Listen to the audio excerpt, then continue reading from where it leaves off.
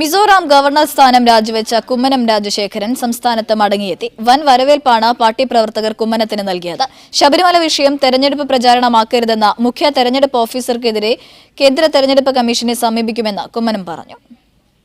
RSSന്റെ സമ്മർദ്ദങ്ങൾക്കൊടുവിലാണ് കേരളത്തിൽ കുമ്മനം രാജശേഖരനെ മത്സരിക്കാനെത്തിച്ചിരിക്കുന്നത്.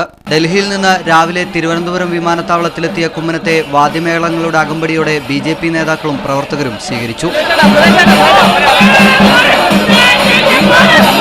കേരളത്തിലെ മണ്ണ് BJPക്ക് പാകപ്പെട്ടു കഴിഞ്ഞുവെന്നും അടുത്ത ലോക്സഭയിൽ കേരളത്തിൽ നിന്ന് NDA പ്രതിനിധികൾ ഉണ്ടാകുമെന്നും കുമ്മനം രാജശേഖരൻ പറഞ്ഞു. ശബരിമല വിഷയത്തിലെ തിരഞ്ഞെടുപ്പ് ഓഫീസറുടെ പരാമർശത്തെ കുമ്മനം വിമർശിച്ചു.